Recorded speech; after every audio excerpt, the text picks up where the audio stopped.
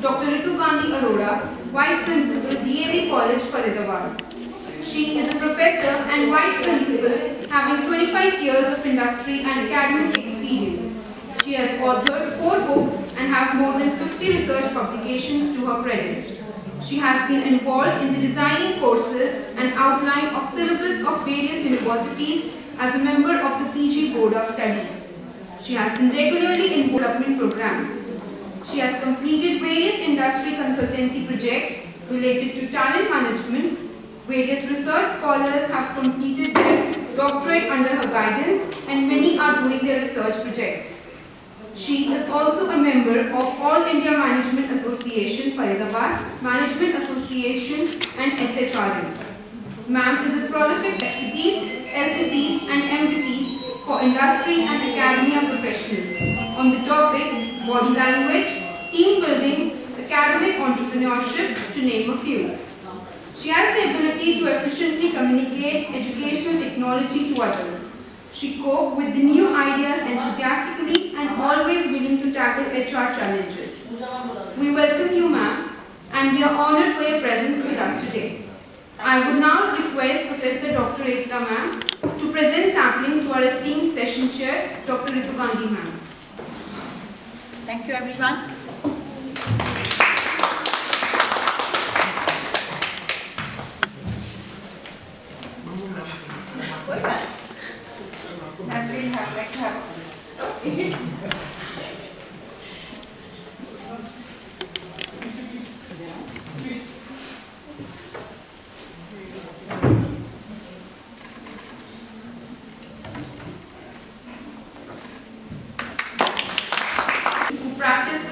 Years before realizing that his true calling lay elsewhere.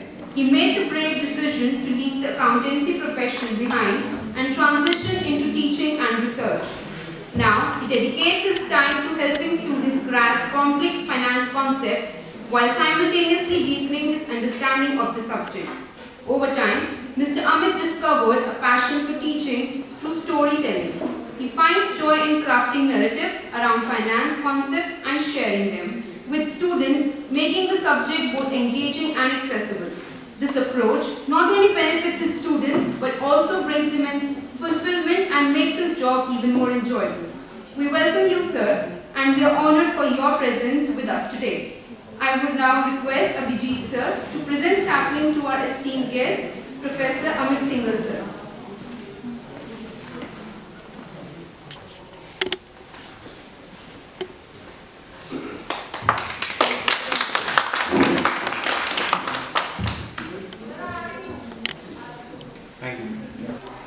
Dr. Ritu Gandhi Arora, Vice Principal, DAV College, Faridabad. Dr. Ridwan Zitoon, Professor, University, Paul Sabatier, Toulouse, France, and dear faculty members and students. I welcome you all for this track 1, Finance and HR of this international conference. And I found the title very interesting, Creating Agility in Business and Technology, with special reference to innovative legal and managerial strategies. A very long name, but really interesting one. Agility in business, how do we bring agility? That is a very in thing today, because how our businesses would remain young forever and what strategies to be developed. Now we are having track 1, finance and HR aspects. And I was glad to see so many research articles, so many research papers that are being presented, that will be presented here. And I look forward to, this is a great opportunity to have the thoughts of various research scholars, see how agile are we able to make the businesses today. I welcome you all. Let's start with it.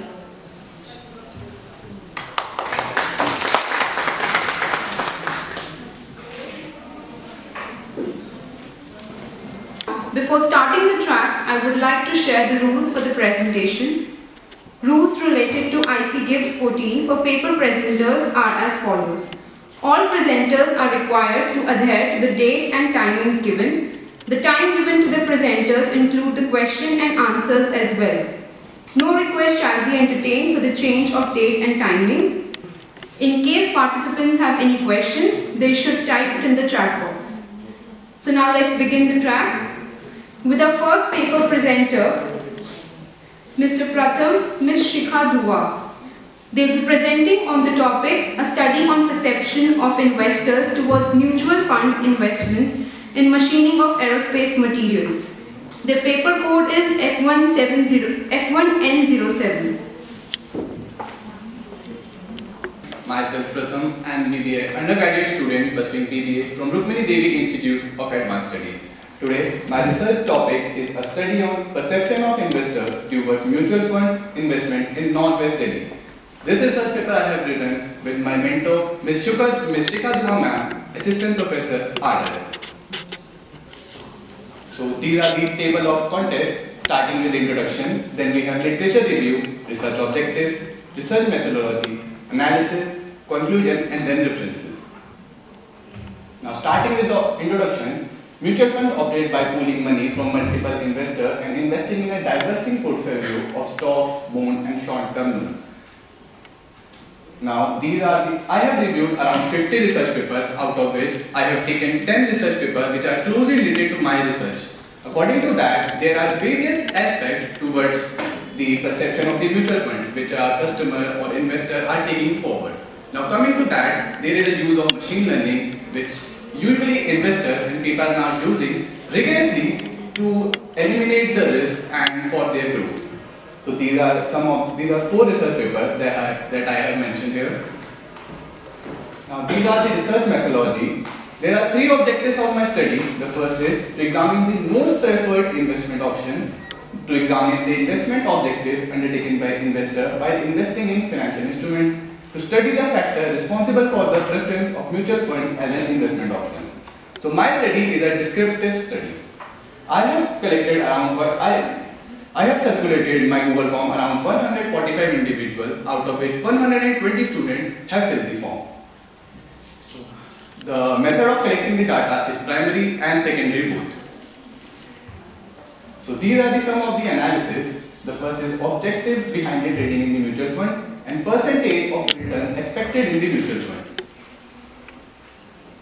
As we can say that people are preferring diversifying the portfolio as their main objective behind investing in mutual fund.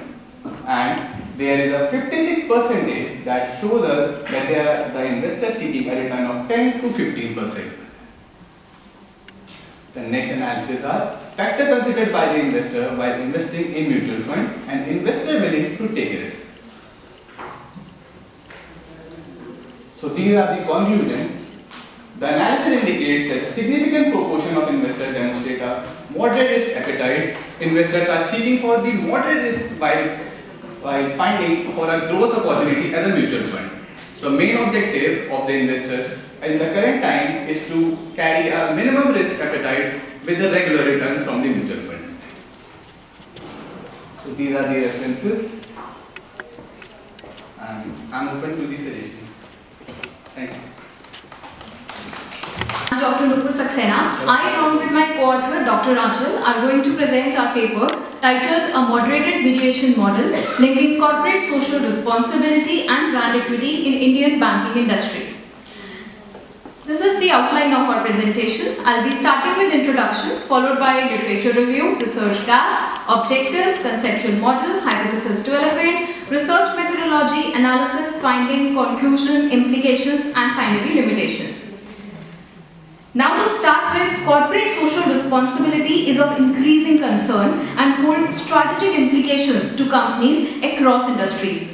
Effective use of CSR by company manager can actually help a firm to fight with its rival and build a competitive advantage.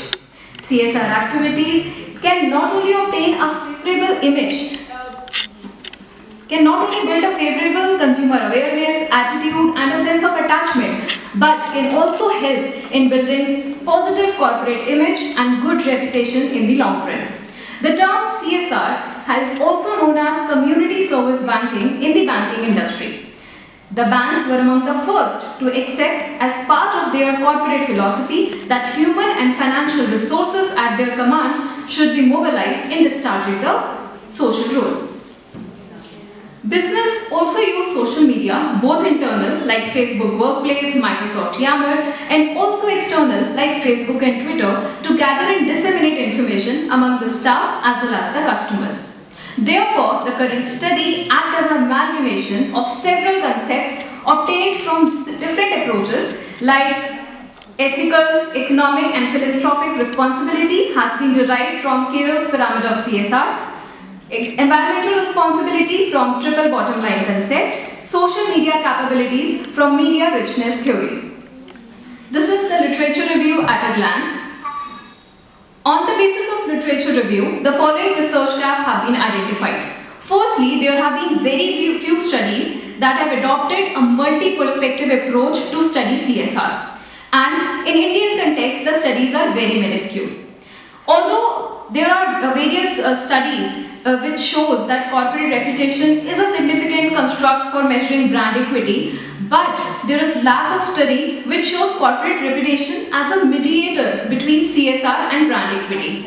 And also, limited study has been done in social media which shows that social media capability is a moderator that may influence CSR and corporate reputation. On the basis of these research gaps, the following research objectives have been identified. First are as a multi-dimensional construct, then to examine relationship between CSR and brand equity, to explore the mediation role of corporate reputation between CSR and brand equity, and lastly to examine the role of social media capability as a moderator between CSR and corporate reputation. This is the conceptual model of the study. Here, economic, ethical and philanthropic have been taken from Carroll pyramid and environmental have been taken from triple bottom line concept. And social media capability, which is shown as a moderator, has been taken from media richness theory. The hypothesis which has been shown in this model is written over here. So it shows that CSR has a direct impact on brand equity. CSR has significant effect on corporate reputation, and the relationship between CSR and brand equity is mediated by corporate reputation, and also the social media capability as a moderator between CSR and corporate reputation. This is the demographic profile of the respondents. Coming to research methodology, this is a descriptive study. Customers of 4 private sector banks, namely ICICI, Axis, HDFC and J&K Bank have been studied in Delhi NCR location. Only these 4 banks have been studied because they have highest CSR spending bank as per the latest RBI report. Convenience and snowball sampling technique have been utilized for data collection. A total of 545 questionnaires were filled in, out of which valid responses were found 482. Hence, analysis was performed on 482 respondents. It is possible to generalize the finding across India.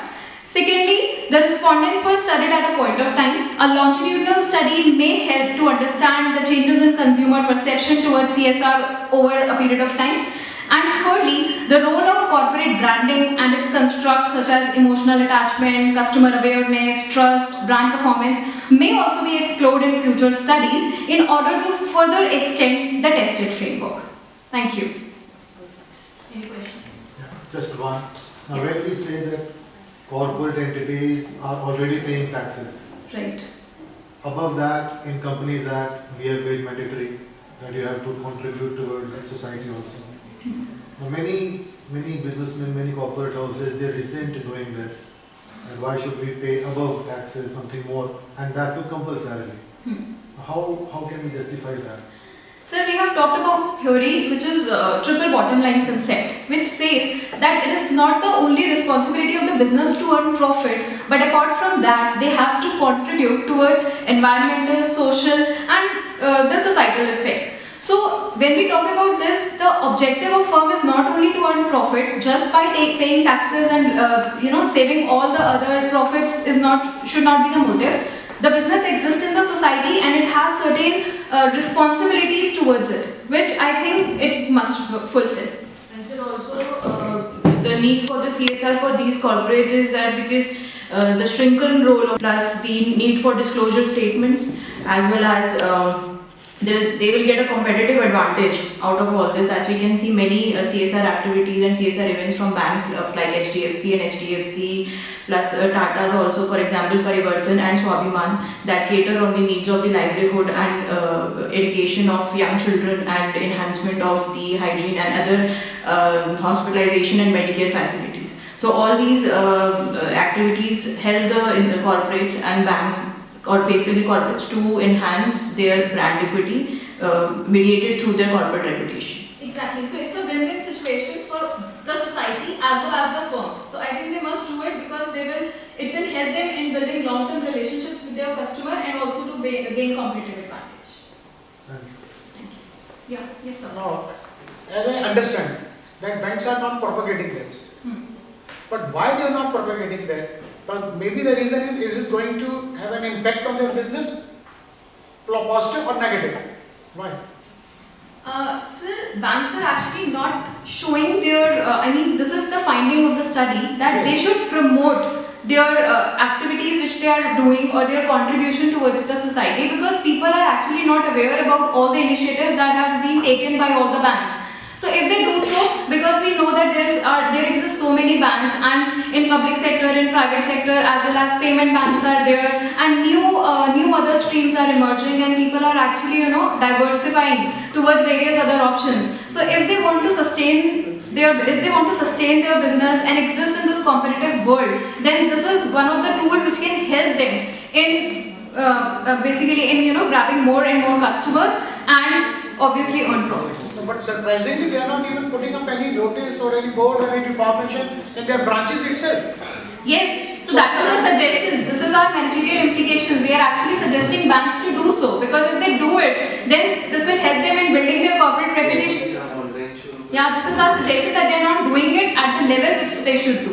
Only just displaying it on their websites and showing it as a part of their CSR report will not suffice the purpose. They must, disseminate this information among the customers. They must promote it in order to build that corporate reputation and gain advantage of it. But is anybody has done any research that the benefit which they are transferring to that which community they are transferring it? Is it going in right direction, or is it something they are doing it on their own and giving to them? So maybe I'll do it in my future study. Thank you. I have a question. Yeah. Okay, you have done a study with respect to your public sector and private sector banks. Yes. Okay, what about the rural banks, the Gramin banks? Like, is there any kind of step that has been taken in this part of the country? I talk about only our country. What about Gramin bank and your rural banks? There we need a lot of development, and there is a lot of scope for development. These kind of things can be involved there. So, I have talked about in my research methodology that the scope of the study is limited to only 4 private sector banks, and why only these 4 banks have been chosen? It is because of their spending in CSR is the highest. So we want to see the reaction of the people for these highest spending banks. If they exist, then it's okay. If the highest spending banks are also, not able to build that corporate reputation or gain advantage out of it, then forget about the banks which are not actually doing or promoting it at that point of time. So this was the limitation, and we are not, we have not collected data about regional banks, so will not be able to comment upon it. Thank you. Priyanka Arora, who will be presenting on the topic a research on industry-wise analysis of impact of AI on talent acquisition in Delhi NCR. Her paper code is HRN04. Today we are discussing creating agility in business and technology. When we talk about creating agility, and we are not talking about AI, then the topic is not discussed fully. So I, Dr. Priyanka Arora, on the behalf of my other co-author, Dr. Meenakshi Budiraja, here to present my research paper on to analyze the industry-wide impact of AI on talent acquisition in Delhi NCR region. When we talk about the use of AI, with the advent of chatbots, AI-driven algorithms, the human resource department have been changed so vast that the role of talent acquisition process has changed entirely. With the advent of chatbots or predetermined algorithms programs, we can say that the daily use programs of GA, it's a US company, was the development of a new engine ring for aircraft. The name of this engine, and this is in this picture on the right, the name is Leading Edge Aviation Corporation, with the abbreviation LEAP.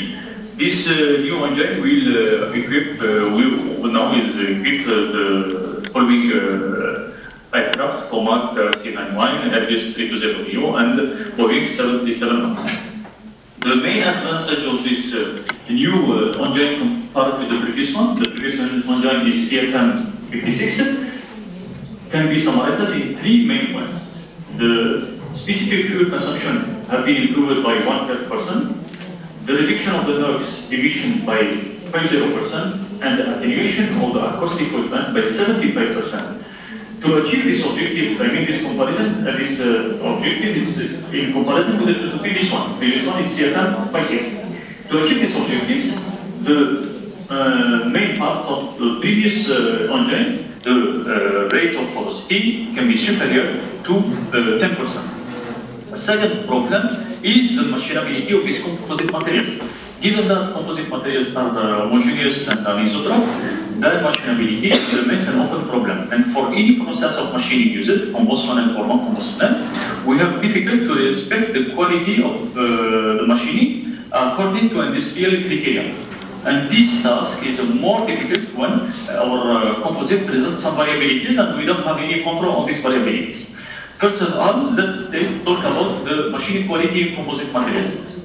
To explain, let's take this classical example. When drilling of composite, when I want to make holes in composite materials made of long fiber, carbon fiber, and been made of carbon fiber with a long fiber, because we can in the composite material we have long fiber and short fiber. In the case of long fiber, because majority of the structural part in aircraft are made of long fiber. When we drill this composite with the classical cutting tool, with the drilling, we can observe three major damage, like delamination, the bonding of the last plate. We can observe the fiber fallout and the matrix degradation, as we can see here, as well as the delamination of the exit, as we can see on the top view of this image. However, this damage, if our structure is characterized by this damage, the structure in service, I mean the endurance limit of the cycle life of the structure in service is reduced. For this, we have all the interest to machine without damage. So, if you refer to the literature review, these damages are linked to the machine parameters, the nature of the composite materials, the tool geometry, and the material of the tool. I mean, for this, if you want to reduce the damage, we need to select the good geometry of the tool, we need to optimize the machining parameters, we need to select the good composite materials. Carbon titanium, or all combination of these three materials. I mean, for this reason, the use of meaty materials in commercial aircraft is increasing. And when we want to machine these hybrid materials, several dimensions, several main issues can occur, like premature tool wear, heat and user damage, big size war between composite and aluminum or titanium, bar is that we can observe here of the titanium. In addition, we have problematic of thermal degradation of the composite. Let's take the following image here. As you can see here, this is model here. I will show you some video of that. And the opera system is to reduce, to reduce the cost of manufacturing and to save money. The opera system is expected to handle high production rates. We can, with this opera system, we can carry out one attachment mounted approximately every 12 seconds. What do I mean by that? Let's show you this video. Here we have the operation of drilling. We have the operation of masking for cylinder. After we have camera to control the quality of machining. After we put the rivet. All this is completed automatically. Drilling. After we put the masking of cylinder. After the camera to control the quality. After we put our rivet. This system has been developed by our partner and in collaboration with our laboratory for the drilling and assembly of aerospace structure. And the problem is the following. When we use this system, Another problem can occur, such as the operation of continuous chips, as we can see here. And these continuous chips, when we want to drill composite aluminium or composite titanium, the continuous chip can introduce some damage of the composite material by the erosion phenomena, as we can see here. And if you have this damage, this can impact the underestimate of the structure in series. And we can observe another problem like addition of aluminium or titanium on the cutting edge of the cutting tool. This one cutting tool, and this one is the aluminium. Addition of aluminium on the cutting edge, and this can be responsible of the poor quality of the whole after machining. So we try to summarize. The industrial need, this is the Boeing or other companies, is to drill down the last layer of the tricky materials, composite aluminium or composite titanium or composite aluminium titanium, in one shot operation with the same tool, with the same condition of machining, with respect of the following condition. We want to obtain this continuous metallic chip, as we can see here, because continuous chip is not good, it can broken the composite, and the average roughness, I mean quality of the surface, must be in composite and aluminium, good quality. What we mean by good quality for us, like roughness, it's standardized parameters. For us, must be equal around 1 micrometer for aluminium and around 3 micrometer in composite.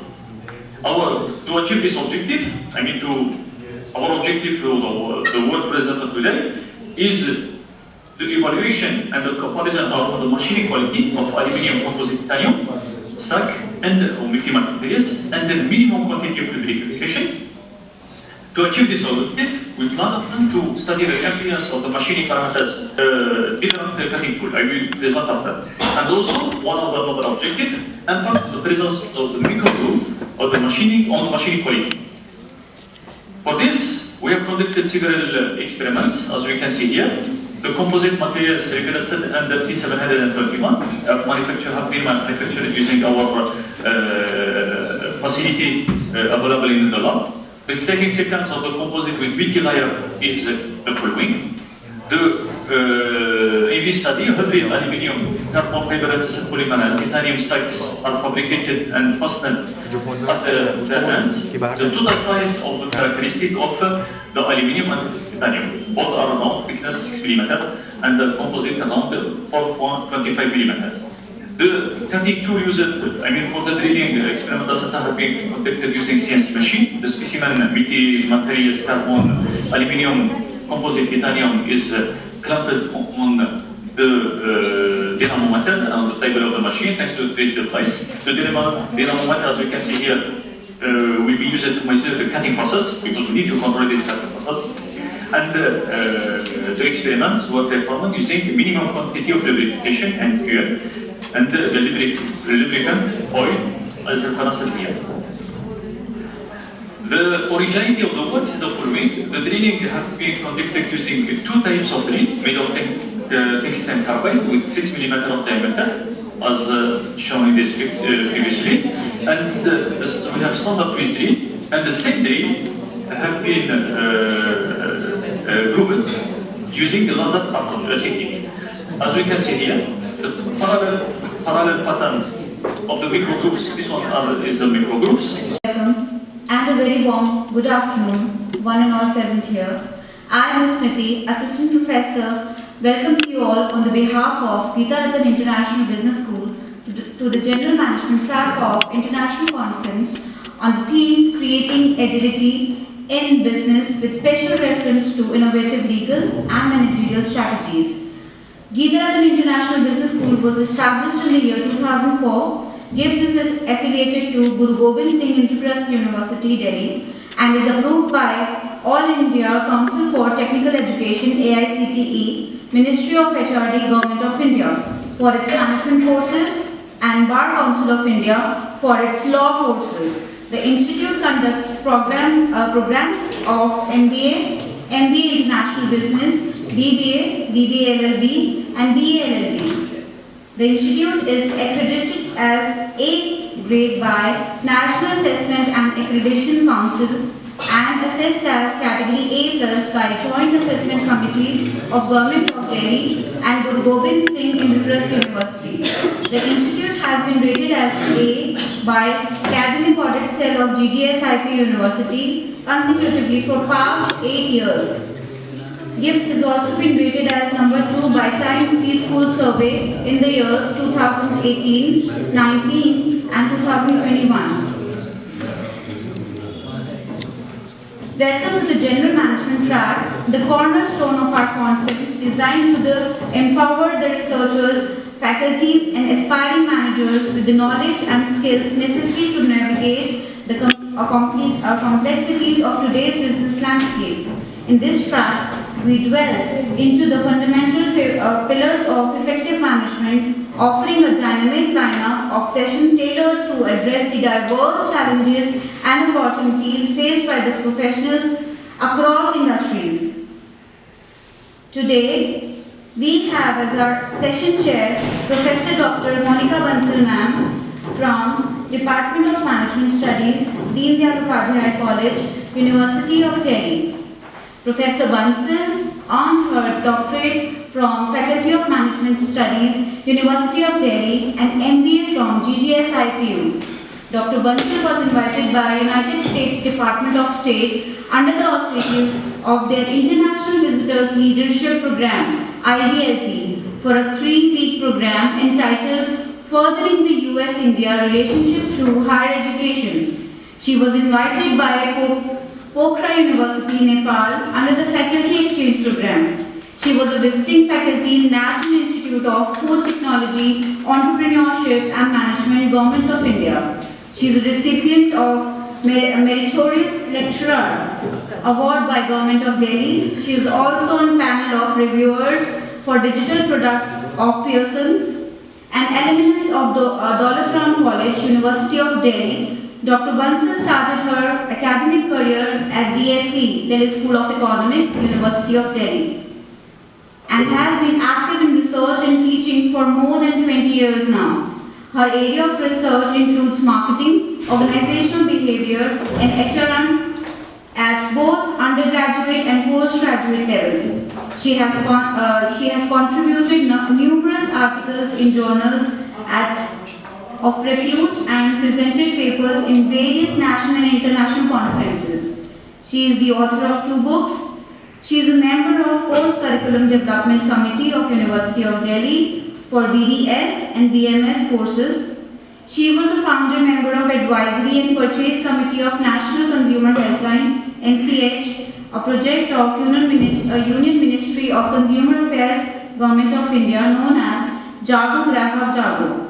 She backed 2 innovative projects from University of Delhi to find the gaps and solutions for university, industry, interaction and in interdisciplinary research in sports and psychology on Olympians. She also received grants from Indian Council of Social Sciences and Research to publish her research. We welcome you, ma'am, and we are honored for your presence with us today.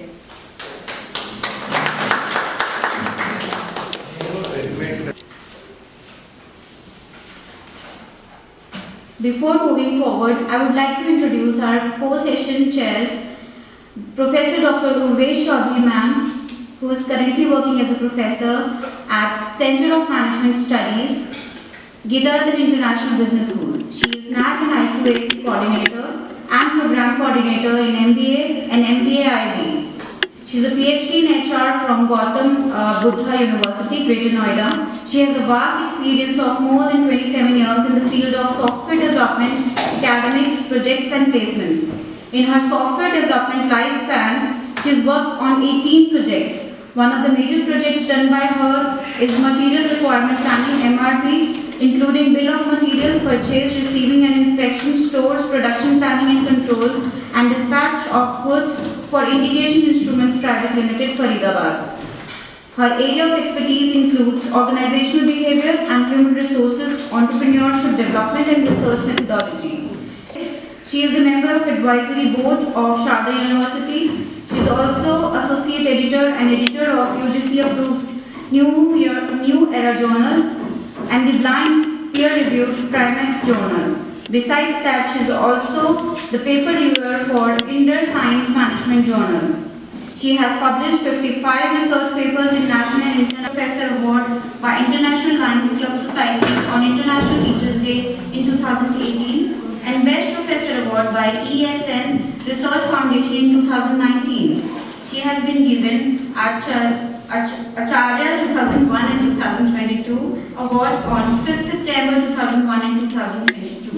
She is also conferred with TEAS Award by Commissioner of Faridabad for her contribution during COVID time. We welcome you, ma'am. And our second co-chair, ma'am, Professor Dr. Karnika Balasubramanian is also presently working as a professor at Geethanathan International Business School, Rohini. Her specialization is in the areas of operations management and business analytics. She earned her PhD in management from Mother Teresa Women's University, Kodaikan, Tamil Nadu. She visited Tokyo, Japan for an academic collaboration in 2019 for 15 days. And ultimately, I confined it to few headings. Then I finally made my questionnaire. My questionnaire was a bit subjective and a bit objective because what I was using is a mixed research methodology. Then I recapitulated each and every view of all of them. Ultimately, I went to some subject experts also with my paper notes. Sir, these are the things that has been produced by people. And these are their views. They gave me some refinement on those views. Then I went back to those original people again. Now I was able to meet around 147 people. After meeting those 147 people, out of those 147, almost 130 agreed to the terms that were defined by those previous respondents and the experts. And then we got what is actually required. Then I refined the things. Then I went back again to the experts. And those experts gave me the final note after visiting them almost 5 times. It was a real Herculean task. But I'm glad I'm able to make it. And this is actually a small presentation, a small view of the total book. That book is almost of 300 pages. So what I have got is the gist. And the best part is that these notes are not published in that. These notes are to be published in my upcoming book, which is the book on entrepreneurship, development now, which is actually a subject of BBA 6th semester. Sir, I said to my now I should be industrialists because those industrialists are the people who are going to engulf this theoretical entrepreneurship paper into their practical work. Secondly, I met students. Luckily, I had some good relation with good people in few colleges, so I was able to meet most of the universities in Delhi NCR. And when I met them, I got different views from students of diverse curriculum. I went to Ramjas College. I went to Sharda University. I even went to Army College of Education, Greater Noida. Along with that, I was able to visit some students of MIT University also. These are the few named universities that I can name. I met them. I met the teachers over there along with the students. And my total sample, as I told you, was almost 497. After that, don't think so. So that is it. Finally, what I got was about 2 things. First is, what is the need? This is a digital transformation for cloud computing. It's a quantitative review. As we all know that digital transformation has become a crucial part for this organization and the modern experts, modern organization, to improve their performance and to increase the efficiency. And in the recent years, cloud computing has emerged as an important tool for digital transformation. So providing to the organization is an ability to store, to manage and to access their data. This is the main cause for cloud computing and digital transformation. And we all know that in the recent time, data protection is a key issue. But still, the strategic business priorities and strict regulations made it a very easy one. So first of all, we define the word digital transformation. It's a crucial aspect for organizations to improve their performances. This one, it's converting analog processes to the digital ones. It's known as the digitalization, as you all know that. Second, there are three major advantages. First is improve the daily productivity, used by the productivity of the daily task used by the organization. Second one, it gives the benefit to the business by increasing its efficiency and optimize their process of implementation of digitalization. And the third one, the information transmission. Business that go digital also have saved time and money, because the digital transformation can be stored and transmitted easily than the analog information. Analog means you have to go for the software designed specifically for the companies, and you have to transfer the data within that. And the stuff, it's on the web. So you can easily find out the data and transfer it to the required person. Next is, let us go through with the main things. What is cloud? Servers that host and store data in the physical location improve the stability and security, referred as cloud. It's a definition of cloud. That's it. Second, there are two types of cloud. I'm a bit in a hurry, because I have not ample time there. Kinds of cloud, there are two kinds of cloud, public and private. You know that public is the provision of online services which is provided by the companies like Google and Gmail. Second is private, which is designed for the internal usage. Next, there are the three principles. First is software as a service, SaaS, defined as. Second is platform for the services, run as services, area where applications are developed and tested. Third one is the infrastructure as a service. This is a place for computing resources in a virtual environment. So these are the benefits of and downsides of the cloud computing. First, the accessibility. Flexibility. As read as out, there are flexibility, accessibility, cost effectiveness, maintenance and recovery. These are the benefits. But it's easy to access, it's flexible to transfer the data to the required person. Cost effective because all the maintenance and costs are incurred by the servers which are provided. And maintenance cost is low as per the previous things which are doing. And next, recovery.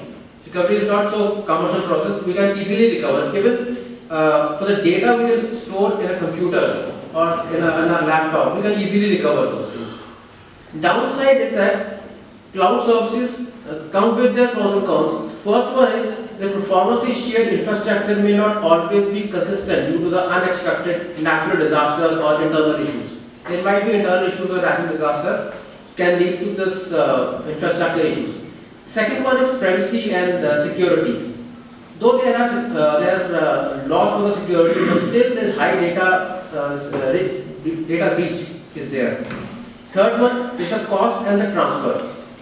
Cost is per GB, but the companies are charges.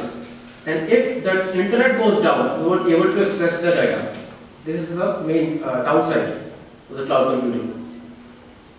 Next, digital transformation is a process of leveraging the digital technologies to fundamentally change how the organization operates and delivers the valuable. So can we come to the conclusion? Sure. In shorter time. So there we discuss in this paper the pros and cons of data transformation as well as the cloud computing, and these are the implications. Before going to conclusion, I just want to discuss the implications. First is enable business to scale up their operation effectively and efficiently without the need of upfronting the more capital investment in it. Second one is cloud computing facilitate collaboration and innovation by providing centralized data and easy to communicate.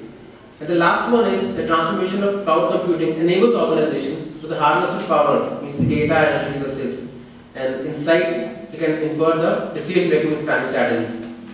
And these are some challenges also. There are some challenges and considerations. So in the conclusion, we can say that cloud computing is good for the digital transformation as it leverages the technology.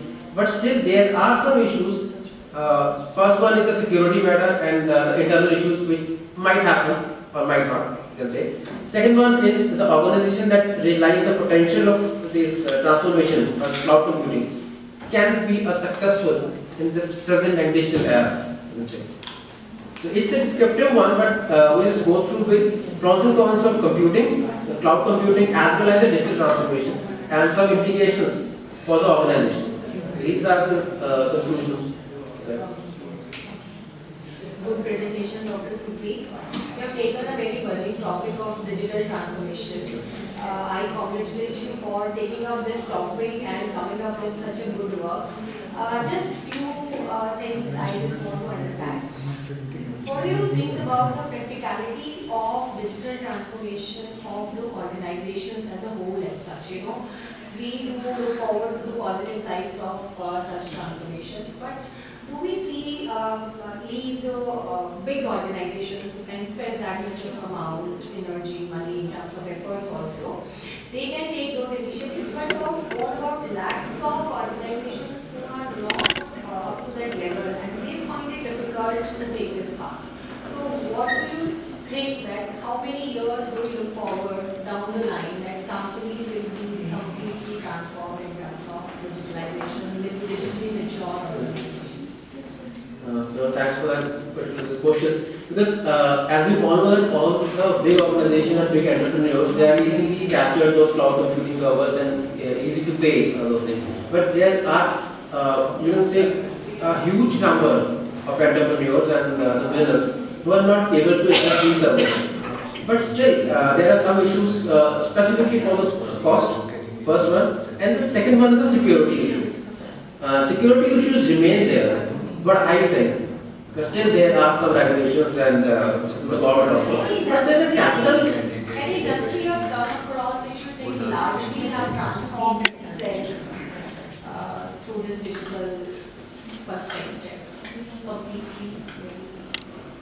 Not completely, you can say that there are this Amazon and all these companies, Amazon and Flipkart, they used to use these services even if you can say that Facebook, they use these services, cloud computing. And they have servers which have all of data and they use this analogs. For banking industry, you have to say about banking industry, how banking industry is responding to this transformation? As far as banking industry is concerned, I am not having pure data about that right now, but still they are. Because they are having all the stuff online and they are still having these some issues of the security, for the security concern, but there are many frauds are coming up with these. But still they are going to capture these. Okay. No, I think American Express is also on this, on the banking side. Yes, so they are, but as far as India concerned, India market is concerned, they are still hesitant. Okay. For some reason they are hesitant, but now slowly and gradually they are converting. Coming up now. They are converting. Thank you very much. Thank you, sir.